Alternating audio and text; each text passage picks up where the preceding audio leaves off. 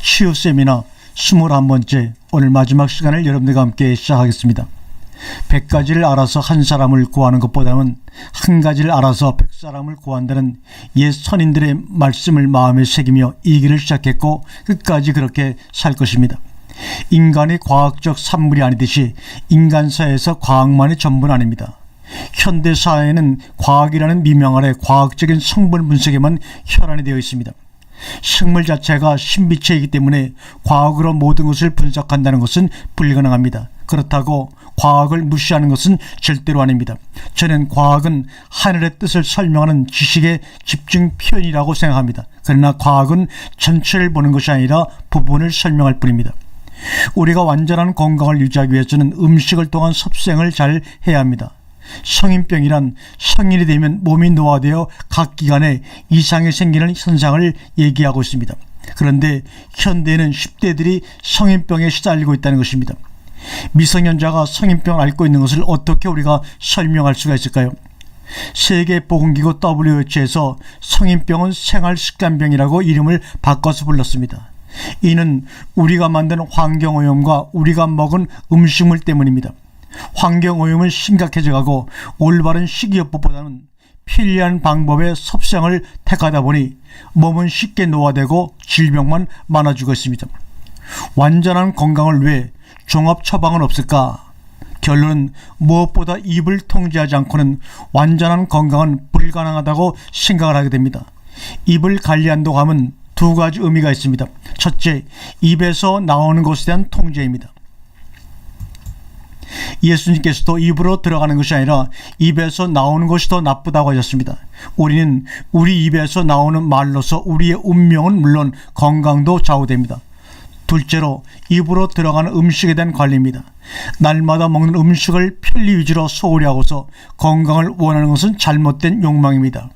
음식을 잘못 먹으면 독이 됩니다. 음식이 우리를 죽이는 경우가 많지요. 너무 많이 먹어서 죽는 사람도 있고 좋지 않은 것을 먹어서 죽어가는 사람도 있습니다. 절제와 훈련이 아름다운 사람을 만듭니다. 음식을 절제하지 않고 또 하고 싶은 것을 다 하면서 건강하고 아름다운 사람이 될 수는 없습니다.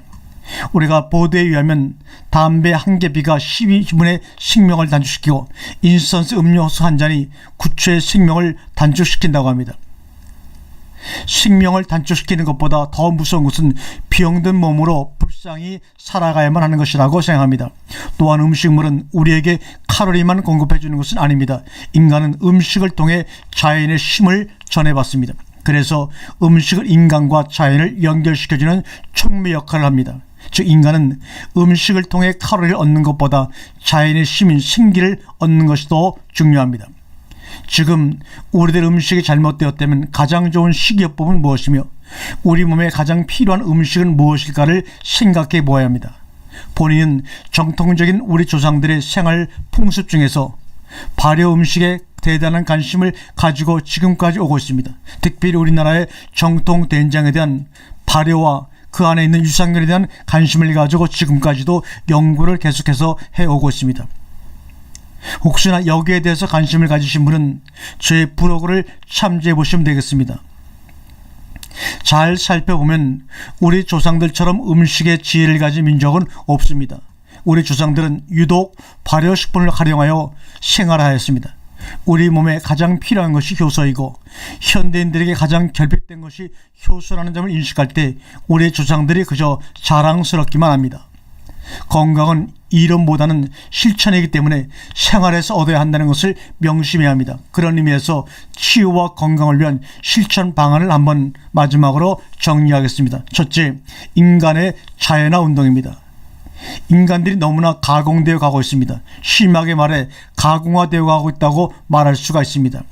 사람은 자연과 함께 살면서 자연 속에서 배우고 자연에 순응하며 자연 법칙에 따라 살아가는 지혜를 길러야 합니다. 우리 과거의 사람들은 현대 문명의 풍요로운 혜택을 받지는 못하였지만 자연 속에서 자라며 자연을 배웠습니다. 큰 나무에 오르며 새 새끼를 내려다 기르고 강에 가서 고기를 잡아다 기르면서 자랄 수가 있었습니다. 참으로 즐겁고 아름다운 추억입니다. 그러나 현대 문명 혜택을 많이 받는 요즘은 어떠합니까? 장난감이나 만지고 운동은 부족하여 이웃이 없어 마음은 좁아지고 음식을 많이 먹어 살만 찐 것이 현대 어린아이들의 모습이 되어버리고 말았습니다. 이렇게 자란 성인이 되어 성인병을 앓게 되는 것이 당연한 현실이죠. 더욱 나쁜 것은 40대 이후에나 겪어야 할 성인병을 10대가 앓고 있는 것이 오늘의 현실이 되어버리고 말았습니다. 초등학생이 당뇨병, 갑상선, 관절염, 비만, 원시, 근시에 시달린 등 나이에 비해 30년씩이나 앞당겨서 성인병을 앓고 있는 현실이 되고 말았습니다. 그렇다고 비관만 한 입장에서 이거를 쓰는 것은 절대로 아닙니다. 이러한 현실을 직시하면서 우리가 깨어 있어야 할 때가 왔음을 알고 싶은 것입니다. 의학을 하는 사람이나 과학을 하는 사람이나 건강한 사람이나 건강하지 못한 사람 모두 알아야 할 것을 알자는 것뿐입니다. 그리고 우리가 맞는 풍요로운 현실을 슬기롭게 대처해 나가자는 것입니다. 깨어있지 못하고 현대 문명의 풍요로움에 너무 취해 살고 있는 현대인들이 많은데 이러한 결과로 성인병만 남기게 되었습니다. 우리가 옛날로 돌아갈 수는 없지요. 그런데 인간의 자연화를 부르짖는 것이 무슨이 아니냐고 반문할 수도 있습니다. 옛날로 돌아가서 살자는 얘기는 아닙니다. 인간이 너무 인공화, 가공화되면서 자연에 순응할 줄 모르는 어리석음이 가득 차 있음을 지적하는 것입니다.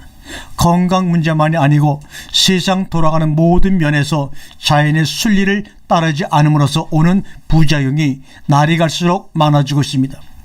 환경의 문제가 비록 우리나라의 문제만은 아니지만 우리나라가 유독 환경 문제에 어려움이 많습니다. 특히 젊은이들에게 가장 필요한 점은 자연에 대한 사랑과 친교입니다. 자연을 사랑할 자는 마음에서 하나님의 사랑도 인간의 사랑도 우러나오게 됩니다. 이 자연사랑의 부족으로 세상의 질서가 깨지고 있고 그 대표적인 특징으로 부끄럽게도 부모를 때리는 사건, 또 때려서 죽이는 사건도 일어나고 그것도 배웠다는 지식층에서 일어나고 있습니다. 한국 사람이 외국에 가서 가장 망신을 당하는 것이 질서를 지키지 못하는 습관입니다. 질서를 지키는 사람을 위해서 법이 있고 법이 없다면 질서를 지키는 사람이 보호받지를 못합니다. 두 번째, 식생활 개선 운동입니다. 먹는 것이 살이 되고 피가 됩니다. 먹는 것은 인간에게 영양 공급 그 이상의 것입니다. 먹는 것에 대해서도 우리는 지혜가 있어야 합니다. 먹는 것에 지혜를 가지지 못한 이유는 인간의 욕심 때문임을 볼 수 있습니다. 음식은 절제하며 안 먹는 것이 좋지 못 먹게 되면 그보다 더 불행한 일은 없습니다. 병이 들어 못 먹게 되었을 때는 안 먹는 것이 아니라 못 먹는 것입니다. 이 세상 모든 것은 먹은 것에 먹히는 법입니다. 뇌물을 좋아하여 그 뇌물에 자신이 먹히듯이 음식을 또 잘못 먹으면 그 음식에 먹혀 병들고 죽게 됩니다. 암이란 그 글자의 의미에서 우리에게 많은 것을 알려줍니다. 전 시간에도 말씀을 드렸지만 암이란 글자를 분석해보면 병든다는 병변에다가 입을 세 번이나 강조한다는 뜻의 입구자 3개, 또 그 밑에 산으로 되어 있습니다. 즉 병든 음식, 나쁜 음식을 많이 먹으면 암에 걸린다는 뜻으로 한문을 이렇게 만든 것 보면 정말 선조들의 지혜는 대단한 것 같습니다. 물질은 우리 인간들을 탁하게 만들죠. 그래서 소식을 하면 건강하게 되고 장수하게 되면 물질에 의해 인자가 덜 탁해지기 때문입니다.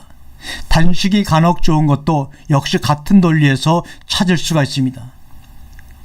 현대인들에게 가장 무서운 질병이 피와 살에 생기는 병이라면 현대병은 어디서 오는가의 답은 궁극적으로 식생활 중 우리가 먹는 것에서 온다고 볼 수가 있죠. 식이 혈육이다. 무분별한 칼로리 위주의 식생활이 우리에게 가져둔 결과가 무엇입니까? 피가 탁해지고 비만으로 무기력한 현대인들이 되어가고 있습니다. 이와 함께 고혈압, 동맥경화증, 암, 그리고 대사성 질환 등 죽음으로 이르는 병을 얻게 되었고, 그 중에서 대사성 질환은 정신적 스트레스와 체액, 혈액, 내분비섬, 임파익 등의 이상에서 찾아오게 됩니다. 이러한 현대병의 대명사는 피해가는 병과 살해가는 병으로 집약해서 설명할 수가 있습니다. 인간은 신토불이라고 해서 우리의 몸과 땅은 둘이 아니라 하나라고 했습니다. 천지는 한 뿌리요 만물은 한 몸이라는 말입니다. 우리는 음식의 재료를 외국에서 갖다 먹는 것을 자랑으로 여겨왔습니다. 서울대학교 의대 박재학 교수는 21세기에는 혈액 검사로 암의 검사나 예방이 가능하다고 말합니다. 이는 암의 원인이 무엇인지 정확하진 않지만 결국 암은 피가 원인이 되고 있음을 간접적으로 시사하고 있음을 알 수가 있죠. 그래서 암은 전염병도 아니고 세균성도 아니기 때문에 식생활의 개선 없이는 극복하기 어렵다고 봅니다. 암세포를 분석해보면 일산화탄소와 지방의 노폐물의 결정체입니다. 이는 몸의 기름기가 분해되지 못하여 남아있으면서 탄소와 결합해 있는 상태가 바로 종양 암덩어리입니다. 피를 만져보면 가스가 많은 사람인지 적은 사람인지를 우리가 그냥 알아볼 수가 있습니다. 이러한 문제는 몸 안에서 기름을 분해하지 못하기 때문에 생기게 되는 것입니다. 우리 조상들은 녹색 식품을 가장 많이 먹고 살아왔습니다. 그리고 오곡을 골고루 먹고 살아왔으나 지금은 쌀 하나에 의존하고 있어 옛날에 쌀밥을 못 먹어본 서름을 이때다 하고 한풀이 하는 것 같이 보입니다. 그 한풀이 때문에 우리 어린아이들이 성인병에 시달리게 되었는지도 모릅니다. 셋째로는 운동의 생활화입니다. 특별히 이 운동 중에서도 호흡의 운동이 가장 중요합니다. 호흡을 관심을 가지고 깊게 하는 호흡 운동이 정말로 우리에게 일어나야 합니다.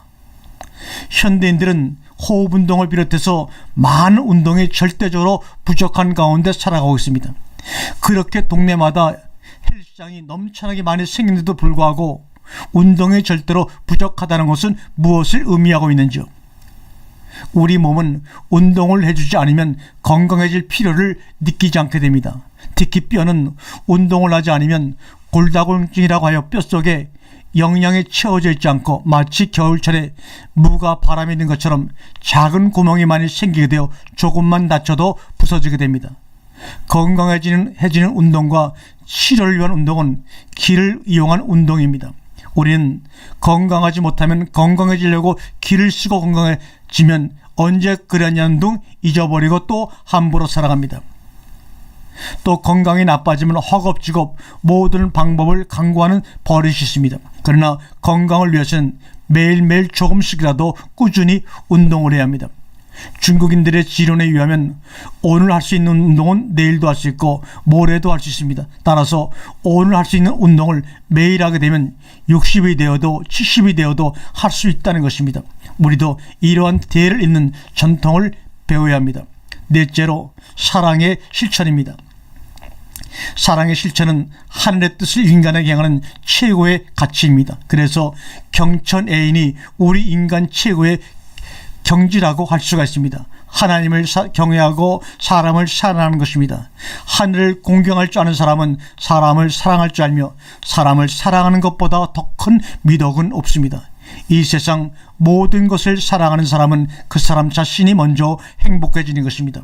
자연이 질서를 잃은 것과 인간이 사랑을 잃은 것은 같은 차원에서 설명될 수가 있습니다. 자연이 질서를 잃으면 어떻게 되겠습니까? 추나 추동이 없어지고 밤낮이 바뀌며 상상할 수 없는 엄청난 일이 일어날 것입니다. 만약에 그와 같이 사람이 사랑을 잃으면 어떻게 되겠습니까? 이것을 한번 생각해 본 적은 있으신지요? 눈으로 보이지 않지만 윤리적 정신적 질서가 깨지고 결국에는 육체적인 균형도 잃게 되는 것입니다. 이는 마치 악기가 제 음률을 잃는 것과 같습니다.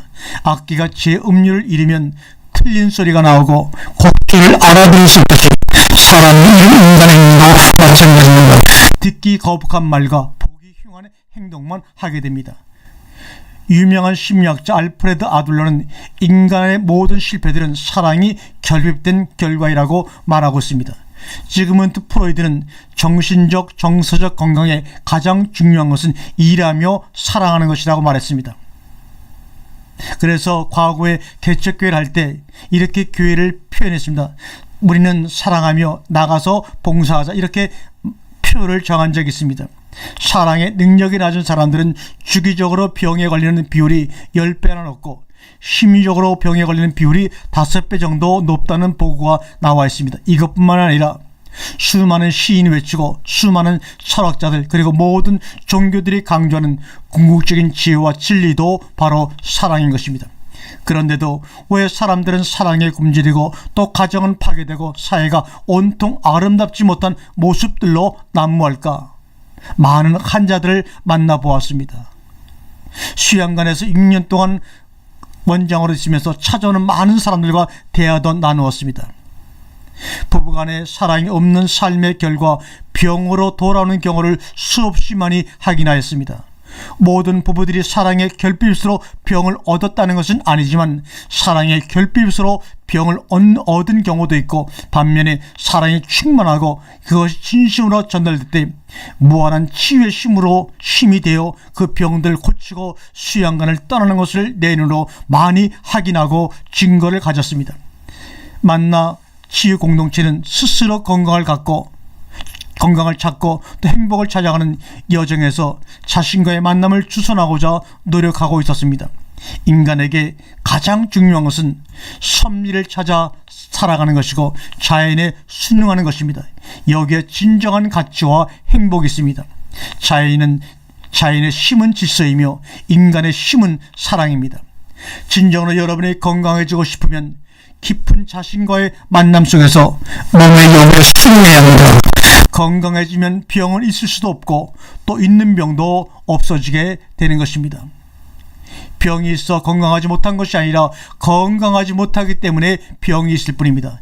인체는 신체적으로 정신적으로 우리에게 많은 요구를 합니다. 어쩌면 교통신호를 하듯이 요구에 따를 것을 때로는 광리합니다. 교통시간을 무시하면 사고가 나듯이 이러한 요구를 무시하면 반드시 문제가 발생하게 됩니다. 큰 병에는 항상 신호가 있지요. 중풍이 오기 전에 손가락이 떨린다든지 눈시를 실룩거린다든지 입술이 바르르 떨린다든지 여러가지 신호를 미리 주는데도 우리가 알지 못하여 그대로 중풍에 걸려버리고 맙니다. 기업들도 망하기 전에 여러가지 징조가 먼저 옵니다. 즉 조짐이 일어납니다. 그런데 욕심 때문에 그것을 알아차리지 못했다든지 알면서도 설마하며 무시했기 때문에 큰 손해를 보거나 기업이 망하게 됩니다. 건강에도 마찬가지 결과가 옵니다. 열심히 똑같이 인도해도 어떤 사람은 잘 되고 어떤 사람은 잘 안 되는 것은 분명히 몇 가지 유형으로 간추려 경험으로 설명할 수가 있습니다. 첫 번째, 하나는 기다림이 부족해서입니다. 인간은 자연과 더불어 살아가야 하기 때문에 자연 속에서 배워야 합니다. 자연은 앞당길 수도 없고 역행할 수도 없습니다. 다시 말하면 여름이었다가 다시 봄으로 되었다가 다시 겨울로 이렇게 할 수가 없는 것입니다. 만일 그렇게 되면 모든 생명체는 살아남을 수가 없을 것입니다. 그러나 사람은 마음이 변하고 앞당겨 살고자 하는 욕심을 늘 부립니다. 우리가 자연에서 배울 것은 씨를 뿌리면 싹이 트고 나무가 자라야 꽃이 피고 열매가 열린다는 것입니다. 쌀밥을 먹고 싶으면 모내기를 하고 가을을 기다려야 한다는 것을 우리는 알고 있습니다. 무턱대고 기다리는 것이 아니라 열심히 가꾸고 정성을 다해야 한다는 것입니다. 건강은 바로 농사 짓는 것과 같습니다. 돈을 가지고 농사 짓는 것이 아닙니다. 아름다운 집을 가지고 농사 짓는 것이 아닙니다. 명예와 권력을 가지고 농사 짓는 것이 아닙니다. 우리의 몸과 시간이 필요합니다. 건강도 그런 의미에서 농사인 것입니다. 또한 물리적으로 설명하면 굴을 뚫을 때 다 뚫을 때까지는 처음이나 중간이나 똑같이 어둡고 똑같은 일의 반복일 뿐입니다. 다 뚫어야만 환하게 빛을 봅니다. 하수구를 뚫는 일도 마찬가지로 설명할 수 있습니다. 중간쯤 작업해 놓아도 처음과 똑같습니다. 혈관의 막힘이나 장의 막힘도 하수구 청소나 굴 뚫기와 같습니다. 여러분 속에 있는 피의 수명은 보통 120일 정도이고 세포의 수명은 18개월 정도임을 감안할 때 아무리 서둘러도 혈액의 성상의 문제, 즉 혈액의 산성화 현상에서 오는 병영상의 몸이 건강해지려면 피가 바꾸어지는 기간 동안 노력하면서 인내하며 기다려야 합니다. 마찬가지로 세포가 굳어가는 경화증의 상태도 그만큼의 시간과 노력이 요구됩니다. 그런데 현대인들에게 가장 큰 문제점은 기다리지 못하고 빨리빨리 뭔가 해결을 보려고 하면서 더욱더 망가져가는 것입니다. 건강을 추구하는 사람도 그렇고 기업하는 사람도 그렇고 정치하는 사람도 그렇고 국민 모두가 그런 경향이 갈수록 심해지고 있음을 봅니다. 교통사고나 교통체증의 문제도 자녀교육의 문제도 조급함 때문에 근본적인 해결이 어려운 듯합니다. 경험이지만 식물을 기를 때 약한 식물에게 비료를 너무 많이 주게 되면 시들어 죽어버리고 맙니다. 과학적으로 설명하면 삼탑 현상이 일어나서 식물이 고사해버리게 된다는 것입니다. 사람의 경우도 마찬가지입니다. 그러나 사람들은 약할수록 빨리 좋은 것을 많이 먹으면 쉬 회복할 것이라는 착각을 합니다. 그래서 온갖 좋은 것을 다 구해서 먹으려 합니다. 그러나 소용이 없는 일입니다. 소화 흡수하지 못하고 오히려 안에 독이 쌓여서 간에 부담만 줄 뿐입니다. 우리가 기계의 경우에 비유해보면 전력이 약하거나 이미 기능이 안 되는 상태에다가 많은 것을 넣으면 결국 기계는 망가지고 멈추게 됩니다. 둘, 인류병에 걸려있는 사람들입니다. 병을 키우고 다니는 사람을 칭하면 실속이 없고 허세가 많은 사람들이 이에 속합니다. 안무개 박사는 어쩌고 안무개 박사는 어쩌고 하면서 유명한 사람이 아니면 무시해버리는 사람들은 약 때문에 낫지 않는 것이 아니고 그러한 정신 상태 때문에 낫질 않습니다. 모든 것이 먼저 자신의 문제임을 깨달아야 합니다. 세상에는 좋은 것이 많습니다. 고단백과 고칼리의 음식이 좋은 것은 분명하지만 고단백, 고칼리 음식일수록 몸에서 소화 흡수하기가 어렵다는 사실을 함께 알아야 합니다. 세 번째, 기적만을 바라는 마음 때문입니다. 자기는 노력하지 않으면서 금방 되는 일이 없을까 하고 여기 두리번 저기 두리번 하고 다니는 사람을 칭합니다. 기다림이 부족하고 조급성이 심한 경우와도 비슷하지만 좀 다른 유형으로 행여나 기적 같은 일이 일어나기를 바라는 사람들입니다. 그래서 병을 고치는 사람을 찾아가 머리를 들이미고 애언을 바라고 교회 가서 뭔가를 하면서 헌금을 바치면서 하는 사람이 있습니다. 물론 그러한 가운데 기적이 일어날 수 있지만 기적을만 바라는 그 마음이 오히려 그 사람을 병 가운데서 회복되지 못하게 만든다는 사실을 여러분 아시기 바랍니다. 신앙인이든 신앙인 아니든 상관없이 이런 유형의 사람들이 많습니다. 물론 그 마음의 안타까움을 이해하지 못하는 것은 아니죠. 어떤 사람은 저의 수양관에 찾아와서 이렇게 말합니다. 나는 죄도 짓지 않고 나쁜 짓도 안 했는데 왜 이렇게 큰 병에 걸려서 고생하는지 모르겠습니다 하면서 눈시를 적십니다. 물론 이해하고 있습니다. 그러나 그렇게만 생각해서는 안 됩니다.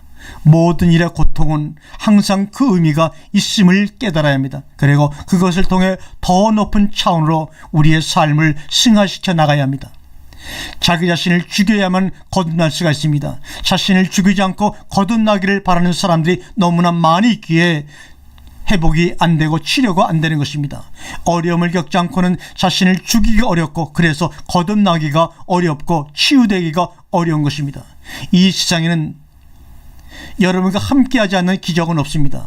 노력의 결과 기적 같은 현상이 일어날 수가 있습니다. 이것을 우리 신앙에서는 믿음이라고 말하는데 그 믿음은 여러분의 믿음이 아니라 예수 그리스도 안에 있는 그분의 믿음을 통해 우리가 치유가 되며 우리의 삶이 거듭날 수가 있는 것입니다. 그것을 또한 구원이라고도 말합니다.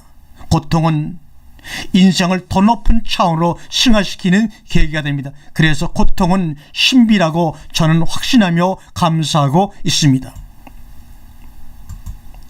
생명은 신비이며 생명은 하나님 아버지께서 주관하고 계심을 믿고 이 일을 행하고 이곳 지금까지 살고 있습니다. 그리고 바르게 정확하게만 하면 가면 반드시 목적지에 도달하게 됨을 확신하며 살아왔습니다. 살아오는 길에 받은 많은 은총에 감사를 드리며 어려움을 같이 해준 가족들에게도 저는 날마다 고마움을 전합니다. 그동안 저를 지켜주신 하나님께 감사를 드리고 무엇보다도 부족한 저를 신뢰하고 믿고 따라주신 형제 자매님께 존경과 사랑을 보내며 저에게 끊임없는 용기와 격려를 주신 많은 분께 감사를 전합니다. 또한 더 열심히 살면서 여러분의 치유와 여러분의 거듭남을 위해 저의 삶의 승리를 모두 드릴 것입니다. 오늘 이 마지막 시간을 당해서 오늘도 여러분의 건강과 행복과 축복을 위해 날마다 기도하겠습니다. 아멘.